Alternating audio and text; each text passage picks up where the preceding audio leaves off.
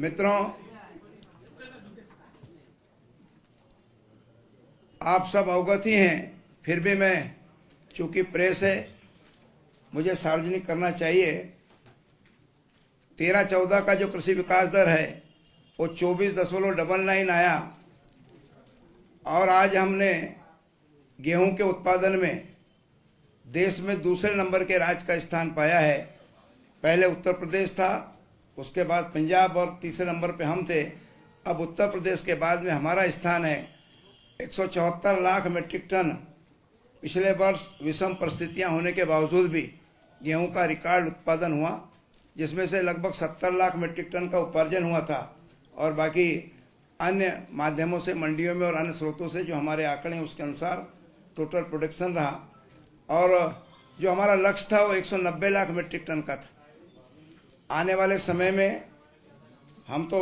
ईश्वर से ही प्रार्थना करते हैं कि प्रकृति हमें साथ दे,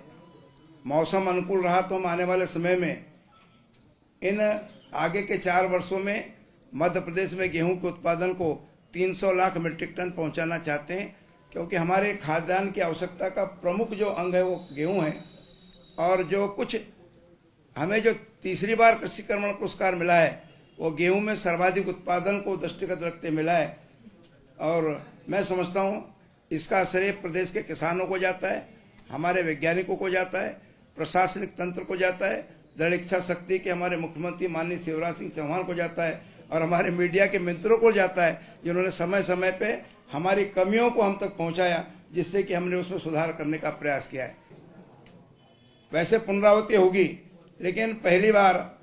पिछले वर्ष की जो हमारी सोयाबीन की फसल नष्ट हुई थी उसका फसल बीमा से 2187 करोड़ रुपया प्रदेश के किसानों को, जिसमें कि 14 लाख से अधिक किसान हैं, उनके खाते में निश्चित समय अवधि के अंदर हमने समायोजित किया है। और उसके बाद जो जिलों से शिकायत आई है उनका भी निराकरण करने का हमने कलेक्टर को लिखा है। मैं अभी बात बताना चाहता हूं कि पिछले रबी में जो गेहूं की फसल ओला पाला से नष्ट हुई थी, नुकसानी हुआ था, उसके 600 करोड़ रुपए के क्लेम बीमा कंपनी को भेजे जा चुके हैं और वहां से हमें सहमति भी मिल गई है। हमारा प्रयास होगा कि 31 मार्च 2015 के पूर्व हम वो 600 करोड़ रुपया किसानों के खातों में ट्रांसफर कर सकें और नुकसानी की भरपाई का कुछ अंश किसानों को मिल सके। मित्रों, हम एक बात कहना चाहते हैं कि जो हमारा प्रदेश है जैविक प्रदेश के रूप में आज अपना स्थान प्राप्त कर रहा है। मध्य प्रदेश में जैविक उत्पादन जो हो रहा है वो राष्ट्र का लगभग 40 से 45% है और इसके लिए जैविक उत्पाद को बढ़ोतरी मिले, उसको बल मिले और हमारे जैविक किसानों के जो उन्नत किस्म का बीज, जैविक बीज, उनका जैविक उत्पाद को मार्केटिंग मिल सके, इसलिए हम इसमें फार्मर्स प्रोड्यूस कंपनियां इसमें हम बना रहे हैं, जिसमें कि फार्मर प्रोड्यूसर कंपनियों में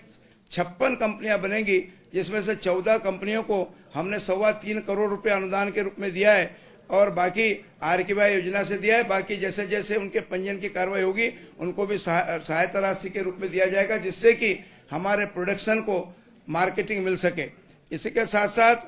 मैं एक बात कहना चाहता हूं कि हमारे सामने समस्या आएगी जैविक बीज की, तो हमने अपने एग्रीकल्चर के फार्म और बीज विकास निगम के जो 2 फार्म हैं, ऐसे 10 फार्मों को बीज उत्पादक फार्म, जैविक बीज उत्पादक फार्म के रूप में चिन्हित किया है और इसकी नोडल एजेंसी बीज विकास निगम को दिया है। बीज विकास निगम के माध्यम से हम जैविक बीज पैदा करेंगे। जब तक जैविक बीज नहीं होगा हमारी गारंटी नहीं होगी कि जैविक कैसे बना, तो प्रारंभ तो इसका बीज से ही होता है। मित्रों,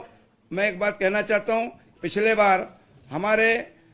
प्रदेश में जिन किसानों ने जैविक किसान के लिए पंजीयन किया है उनकी संख्या है 77,000 किसानों के डाटाबेस तैयार कर लिए गए और इनको ऑनलाइन हम 31 मार्च से पूर्ण कर देंगे, जिससे कि हमारे प्रदेश के लोगों को ऑनलाइन पता होगा नेट से ही कि कौन से किसान ने जैविक उत्पादन किया है, जिससे हितग्राही भी चाहे तो सीधे उससे संपर्क करके अपने अनाज को, फलों को या जो भी खाद्यान्न उसके यहाँ पैदा होगा उसको प्राप्त कर सकेगा। मैं एक बात कहना चाहता हूँ कि हमने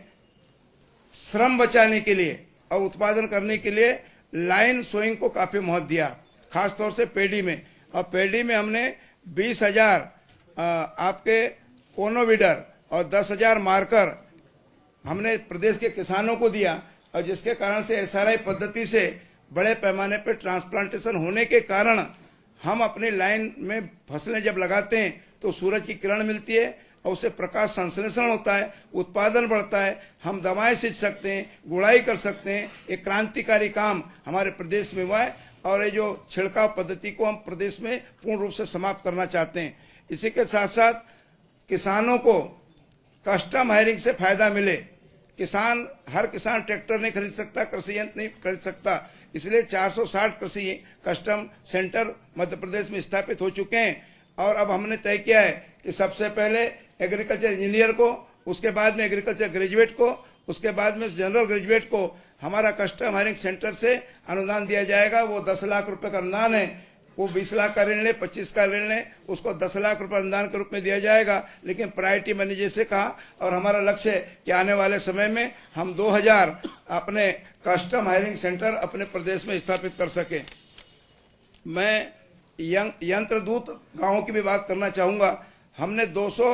यंत्रदूत ग्राम प्रति वर्ष अपने प्रदेश में स्थापित करने का लक्ष्य रखा है। और इस सब के कारण क्या हुआ कि जो पावर है पावर हमारा एकदम बढ़ा। 80 किलोवाट प्रति हेक्टेयर से पावर बढ़ के 1.36 किलोवाट प्रति हेक्टेयर हमारा फार्म पावर हो चुका है और इसको बढ़ाना चाहते हैं। इसी के साथ साथ हमने जब पावर को बढ़ाया तो गहरी जोत की भी आवश्यकता पड़ती है, और गहरी जोत के लिए हमने हल्दर योजना के अंतर्गत किसानों को भारी पैमाने पर सब्सिडी दी।